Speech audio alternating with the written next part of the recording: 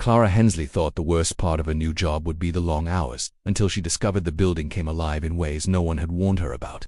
I started my new job at the office 3 weeks ago. It was in one of those older buildings downtown, the kind that looks perfectly normal from the outside but feels wrong the moment you step inside. The floors creak under your shoes, even though they're covered in thin carpet. The overhead lights buzz and flicker just enough to make you second-guess whether you saw movement in your peripheral vision. And there's a faint, stale smell in the air, like damp paper and rust. I didn't think much of it at first. I just needed a paycheck, and the job seemed simple enough. My hours were odd, though late afternoon until midnight, mostly spent in the basement archive, organizing decades worth of files and records that no one had touched in years. The others worked upstairs, in the brighter, busier part of the building, but they hardly ever came down. Whenever I asked where a certain file might be, they'd give vague directions and tell me I'd figure it out eventually. It was strange how quickly their tone would change when I mentioned the basement. They always looked away or gave a short answer, as if they didn't want to talk about it. The first week went smoothly. The basement was cramped, with narrow aisles between rows of metal shelves stacked high with boxes. Dust floated in the beam of my flashlight. Whenever I turned down a dim corner, a single pipe in the far wall leaked constantly, dripping into a bucket with a hollow, metallic sound that became part of the room's background noise. I told myself it was just an old building doing old building things. On my 4th night, I noticed the first strange sound. It was faint at first, easy to dismiss as the building settling, but after a while, I realized it was a steady rhythm, footsteps. Not the quick, light kind, but slow, deliberate steps pacing back and forth above me. The upper floors were supposed to be empty after 10, yet I kept hearing it. I froze, holding my breath, and the sound stopped. The moment I forced myself to go back to work, it started again. It happened again the following night. This time, I tried to focus on my task, but every time I turned my back to the stairs, I could feel a pressure, as though someone was waiting just beyond my sight. When my shift ended, I walked upstairs and found the place completely empty. No sign of anyone. Even the security guard was gone from his post, though his coffee cup was still warm. By the 6th night, the unease had grown into something sharper. I was sure someone was coming into the basement when I wasn't looking. Boxes I had taped shut were mysteriously open. Files I'd stacked neatly were left in messy piles. One night a folder I had been working on disappeared entirely, only to reappear 2 aisles over. I tried to convince myself I was tired, maybe just forgetting where I'd put things. But that night something else happened. I was reaching for a folder tucked at the very back of a high shelf when I felt a cold draft across the back of my neck. The basement had no windows, no vents positioned anywhere near me. The chill sank straight into my skin, sharp enough to make me shiver. I turned slowly, my flashlight beam sweeping over the boxes and shelves. For a split second I thought I saw something at the far end of the aisle, a pale hand curling around the corner of a shelf. It was there long enough for my mind to register that it didn't look right. The skin was almost translucent, stretched to thin over the bones. Then it vanished. I hurried to the end of the aisle, heart pounding, but found nothing. The shelves were undisturbed, the air still. Only when I looked down did I notice the floor. The patch of concrete where I thought I'd seen the hand was wet, as if something had just been standing there dripping water. The leak was far on the other side of the basement. There was no reason for water to be here. I backed away, my flashlight trembling in my grip. The sound of dripping echoed faintly in my ears, though the bucket under the pipe was too far away for me to hear it from here. That sound was coming from somewhere closer, much closer. It was only when I realized the dripping matched the slow rhythm of those footsteps from earlier that my skin crawled. I left the basement earlier than usual that night, telling myself I'd make up the lost time later. But when I climbed the stairs and stepped into the empty hallway, the faint sound of wet footsteps followed me until I reached the front doors. The next night I went in telling myself I wasn't going to overthink things. It was just an old, drafty building, and old buildings made noises. But the thought of that pale hand and the wet patch on the floor wouldn't tea-leave me. I decided I needed proof, not because I wanted to show anyone else, but because I needed to know whether I was losing my mind. I brought my phone, keeping it in my pocket with the camera ready. Every time I felt the temperature drop or caught that strange smell of dampness, I'd lift it and record a short clip. I tried to act casual, pretending to work while holding the phone against my chest so the lens could catch whatever was around me. For the first couple of hours, nothing happened. The basement was silent except for the soft buzz of the overhead light and the occasional groan from the pipes. I made real progress with the files, boxing up another section and neatly labeling it. I even started to feel stupid for letting the place get to me. But just after 11 the air shifted. It wasn't just colder, it was bitter. The kind of cold that sinks into your bones and makes you tense without realizing it. My breath came out in faint clouds and the smell of damp paper got stronger. I took out my phone, pretending to look at my notes as I started walking down one of the narrower aisles. The shelves here were taller, looming over me, and the shadows seemed darker. I kept my pace slow, listening. A faint sound reached my ears, not footsteps this time, but something softer, like cloth brushing against metal. I lifted the phone higher, angling it toward the far end of the aisle. The light above me flickered once, twice, and then steadied. I stopped recording and glanced at the screen. My chest tightened when I saw it. For just a single frame, between the shelves, there had been something tall and impossibly thin standing perfectly still. Its head tilted at an unnatural angle, too far to one side, and its arms hung low, almost touching the floor. Its skin looked wrong pale, stretched, as though it had been soaked and left to dry. The next frame was empty. I didn't even try to finish the shift that night. I shoved my phone back in my pocket and hurried toward the stairs, trying not to break into a full run. Upstairs was quiet, as expected, but something made me stop halfway down the hall. There was light spilling out from the break room. I thought maybe the security guard was in there, so I stepped in, hoping to see someone, anyone. The room was empty, but the coffee pot was brewing, gurgling softly as if someone had just turned it on. I reached to switch it off and froze. A large puddle of water had spread across the floor beneath the table. The edges were already starting to dry in thin rings, but the center was still wet, shining under the harsh fluorescent light. I looked at the ceiling, expecting to see a leak, but there were no pipes above this room. The windows were shut tight, their latches locked. My mind scrambled for an explanation, but nothing made sense. I backed out of the break room, leaving the coffee pot to bubble on its own. The hall felt colder now, and the faint dripping sound had returned, echoing off the walls even though there was no water in sight. When I finally stepped outside, the night air should have felt freeing, but it didn't. The cold followed me out the front doors, clinging to my skin like a damp shroud. At home, I made myself watch the footage again, pausing on the frame with the figure. My phone's screen was small, but I could see enough to make my stomach twist. The head tilt wasn't just unnatural, it was wrong, as if the neck had been broken and left like that. In the shadows at its feet, the faint outline of dark wet stains spread out like a reflection in water. I closed the video, but the image burned itself into my mind. That night, as I lay in bed, I could have sworn I heard the faint sound of dripping water somewhere in my apartment. It stopped every time I sat up to listen, then started again when I sank back into the blankets. By the time I drifted into a restless sleep, I wasn't too sure if the sound was real or just something that had followed me home in my head. I started sleeping less after that night. Even when I managed to close my eyes, I saw that single frame from the video, those two long limbs, the head tilted to the side like it had been bent until the bone snapped. I jolt awake sweating, only to hear the faint echo of dripping water somewhere in the apartment. It would stop whenever I moved, as though it was aware I was listening. The less I slept, the more mistakes I made at work, and the more time I found myself in parts of the basement I hadn't touched before. I told myself I was just reorganizing, but in truth, I think I was searching for whatever it was that kept moving things when I wasn't there. On my 10th night, while clearing a narrow aisle in the farthest corner, I noticed a folder wedged behind a stack of dusty boxes. It had no label, just a faded cover that felt slightly damp when I pulled it free. Inside were old black and white photographs, curled at the edges, their surfaces spotted with age. They seemed to be group photos of employees' office parties, holiday gatherings, team meetings.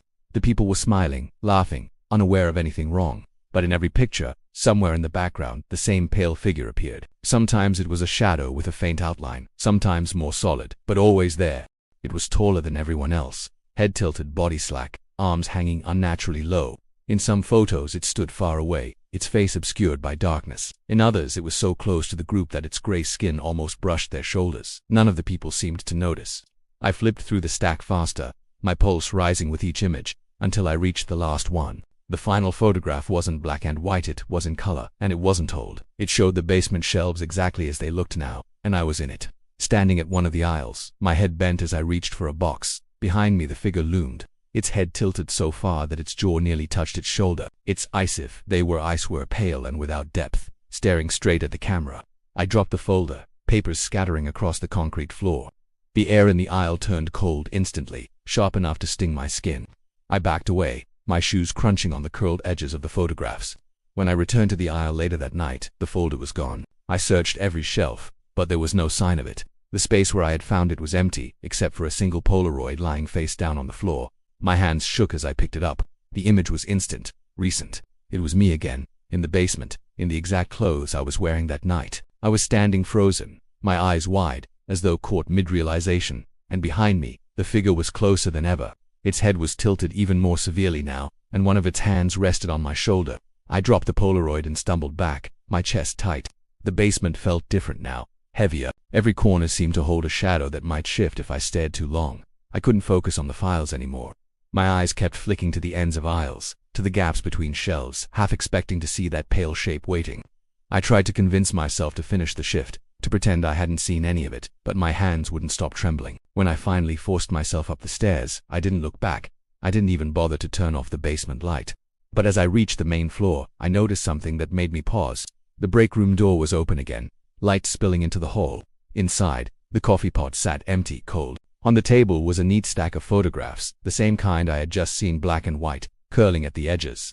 The top photo showed the pale figure alone, standing in the break room, exactly where I was now. I stepped back out into the hall, but my eyes were drawn to the polished tile floor. There were wet footprints, long, narrow, with pointed impressions at the tips leading out of the break room and disappearing halfway down the hall. The air was cold enough to sting my lungs, and somewhere far below me, in the depths of the basement, the slow, deliberate sound of footsteps began again. I stopped trying to record anything after that. I didn't want proof anymore. I didn't want to see it on a screen or hold any more photographs with its shape burned into them. My only goal became making it through my shift without noticing anything. If I didn't look too closely at the shadows or pay attention to the cold spots, maybe I could get through until midnight without my heart pounding in my ears. But the building didn't seem to care about what I wanted. The things I had been trying to avoid began finding me. It started with the doors. Storage closets I had never seen open before would be standing wide when I passed, revealing shelves full of yellowing binders and boxes coated in dust so thick it looked like ash. When I'd return a few minutes later, the doors would be shut and locked again. Then the lights started to flicker, not in a random way but in a slow, deliberate pattern, as if someone was pressing the switch on and off in the distance. Sometimes they would go completely dark for a few seconds before buzzing back to life, leaving me in the dim emergency glow. The sound of dripping water followed me everywhere, though I couldn't find its source anymore. It was no longer limited to the leaking pipe in the far wall. It was in the aisles between shelves, in the stairwell, even faintly upstairs. It was soft, but always just loud enough for me to hear over the hum of the building. That night, I decided to leave early again. My work was suffering anyway, and I told myself I'd come back tomorrow and make up for it. As I climbed the narrow basement stairs, my foot slipped slightly. The wood felt slick under my shoe, so I stopped and looked down. The steps were wet, but not with a thin layer of moisture. They were marked. Muddy footprints stretched upward ahead of me, leading toward the main floor. They were too long for a human foot, the arch unnaturally high, the ends narrowing into strange, bony tips like claws had pressed into the wood. I told myself to keep moving, but my legs slowed. I followed the footprints into the main hallway, where they continued across the faded carpet toward the glass front doors. My eyes traced them to the middle of the lobby, where they simply stopped. Not faded, just stopped completely, as if whoever made them had vanished midst. Beyond the glass doors, I could see the street outside. The asphalt was bone dry. No rain, no puddles. I stared at the last footprint for too long, trying to make sense of it, when something shifted in the corner of my vision. I turned toward the hallway behind me, but it was empty. Still, my skin prickled with the feeling of being watched. The front doors reflected the lobby faintly, and that's when I saw it not in the hallway itself, but in the reflection on the glass, a shape standing several feet behind me. It was tall, thin, its head tilted sharply to the side.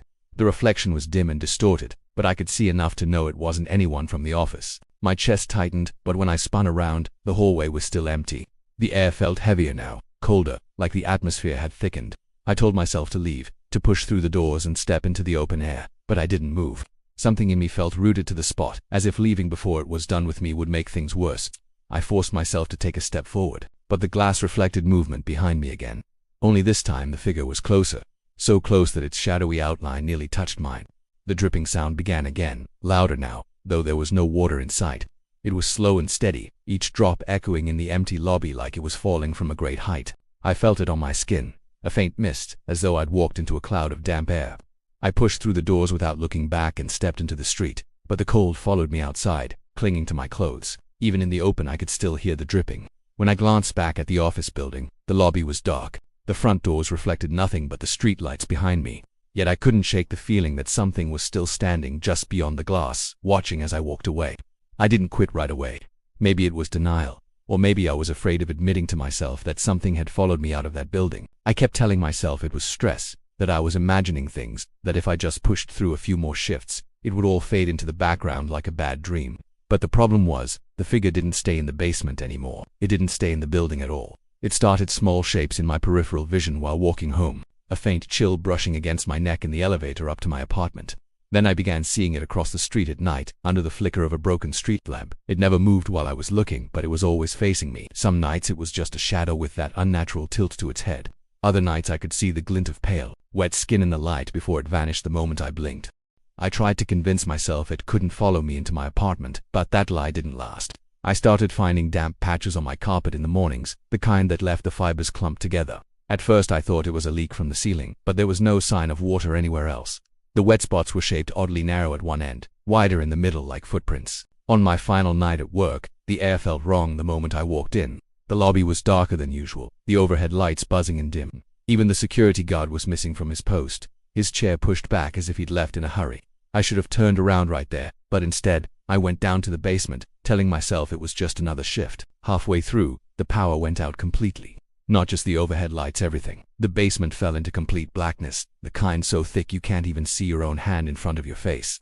For a moment, I thought I heard the building settle, but then I realized the sound was wet, deliberate. The dripping again, louder than it had ever been. It wasn't coming from one place anymore, it was all around me, surrounding me like a slow, steady heartbeat.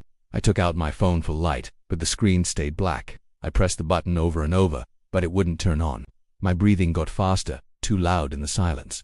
Then, from somewhere in the dark, I heard a sound that froze me in place. It was the faintest rustle, like damp cloth dragging across concrete. Moving toward me, the air shifted, colder, heavier. I felt it before I saw anything, a presence just at my side. And then, brushing against my wrist, something cold and wet closed around me. The grip wasn't hard, it didn't pull, it just held on, as if testing how long I could stay still. I wanted to scream, but my throat locked up. The skin beneath its touch began to tingle, almost numb. Then it let go. The sound of dripping slowed, the air around me shifting again. I staggered back, fumbling until my shoulder hit the metal shelf behind me. When the lights flickered back to life, I was alone. But when I looked down at my wrist, the skin where it had touched me was pale, almost gray, the color seeping into my veins in faint spiderweb patterns. I didn't clock out, I didn't even go back for my bag. I left the building and walked home without stopping, every shadow on the street making me flinch. By the time I reached my apartment door, my wrist still felt cold to the touch. My keys stuck in the lock for a second before turning, and as I stepped inside, I froze. The carpet was damp beneath my shoes. Wet footprints trailed from the door into my living room, long, narrow, with pointed impressions at the tips. I followed them with my eyes until they stopped in the center of the room. They didn't lead back to the door. The air inside my apartment was cold and heavy, and somewhere close by, in the stillness, I heard the slow drip of water.